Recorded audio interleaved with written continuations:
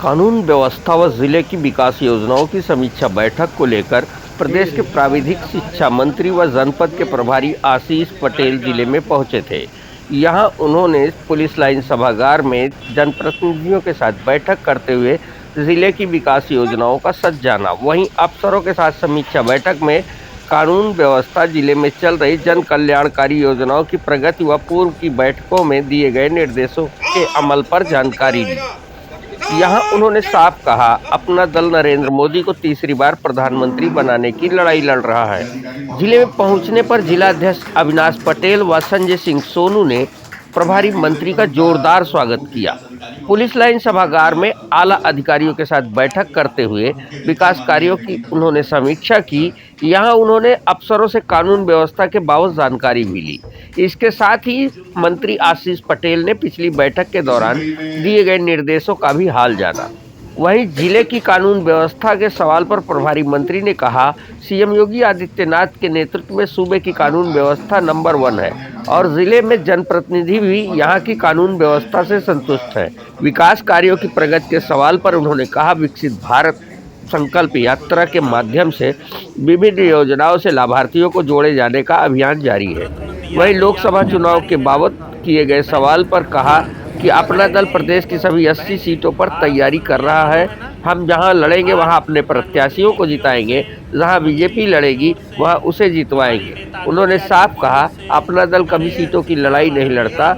इस बार प्रधानमंत्री नरेंद्र मोदी को तीसरी बार प्रधानमंत्री बनाने की अपना दल लड़ाई लड़ रहा है और इस बार 80 की 80 सीटें वे जीतने जा रहे हैं। प्रभारी मंत्री के बयान पर सपा के प्रवक्ता धर्मेंद्र सिंह बबलू ने पलटवार करते हुए कहा कि प्रदेश सरकार में सारे मंत्री बेरोजगार हैं, किसी के पास कोई कार्य नहीं है। झूठ मूठ का प्रचार ही इनकी पूंजी है। सपा अपने राष्ट्रीय नेतृत्व के चेहरे व कार्यकर्ताओं की बदौलत उत्तर प्रदेश में सभी 80 सीटों पर मजबूत दावेदारी कर रही है। इंडिया अलायंस के तहत वह भाजपा को कड़ी टक्कर दे रहे हैं और सभी 80 सीट जीतने जा रहे हैं। आइए सुनते हैं प्रभारी मंत्री आशीष पटेल व सपा प्रवक्ता धर्मेंद्र सिंह बबलू के बयान।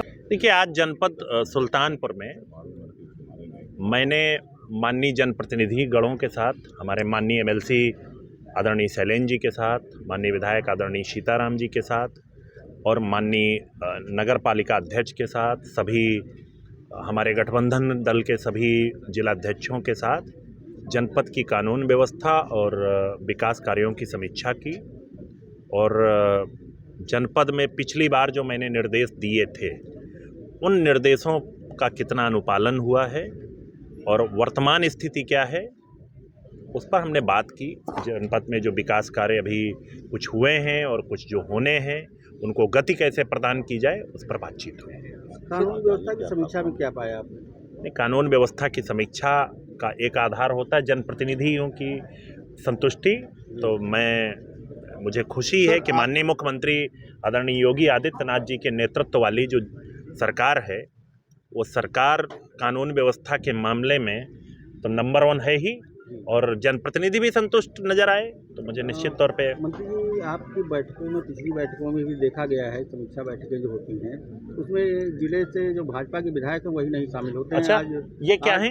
आज हैं वर्मा जी? नहीं, सदर विधायक नहीं है, आपके विधायक नहीं है। देखिए, मैं उत्तर प्रदेश सरकार का माननीय मुख्यमंत्री जी का प्रतिनिधित्व करते हुए यहाँ पर आया हूँ और सबका स्वागत है, सबका अभिनंदन है। मेरे बगल में माननीय एमएलसी साहब खड़े हैं।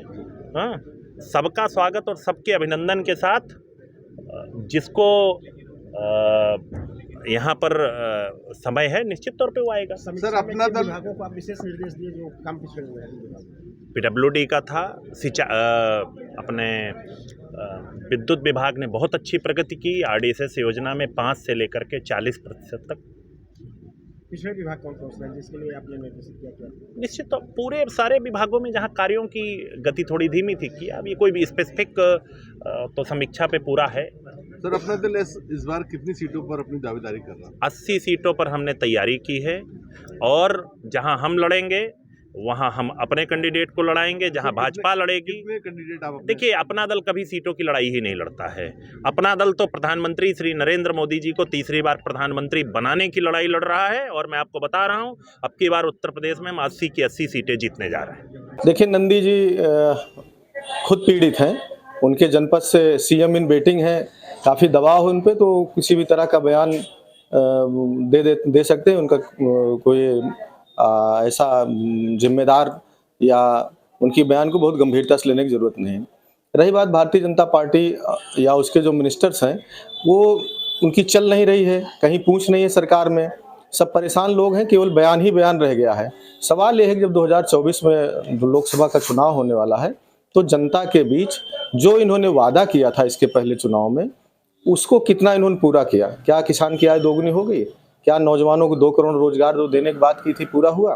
क्या बेरोजगारों को नौकरी मिली? क्या गरीबों की गरीबी दूर हुई? क्या महंगाई दूर हुई? सिलेंडर सस्ता हुआ? पेट्रोल डीजल क्या स्थिति है? तो ऐसे में जनता जब ये सवाल लेकर के बैठी है, तो इनके पास सिर्फ बयान है। और समाजवादी पार्टी अपने कार्यकर्ताओं के दम पर, हमारे नेता के चेहरे पर, हम खुद इस तरह की तैयारी किए हैं कि 80 की 80 सीटें जीतेंगे। और उत्तर प्रदेश ही एक ऐसा राज्य है जहां से दिल्ली की कुर्सी तय होती है, और हमारा पूरा प्रयास होगा कि दिल्ली की कुर्सी से भारतीय जनता पार्टी से को हटाएं। हमारा कांग्रेस से और आरएलडी या हमारे साथ महान दल है, तो हमारा जो गठबंधन है उसमें सीटों को लेकर के किसी प्रकार का विवाद नहीं है। हमने पहले से तय कर रखा है, हमारी एक क्राइटेरिया है कि हम सीटों पर किस समीकरण के तहत और कौन सा नेता कितना प्रभावशाली है जो जीत सकता है। हमारा उद्देश्य भारतीय जनता पार्टी को हराना और अपने सांसदों को जिता करके लोकसभा में भेजना है। तो ऐसे में सीटों को लेकर के हमारे गठबंधन में कोई मतभेद नहीं होगा, न है।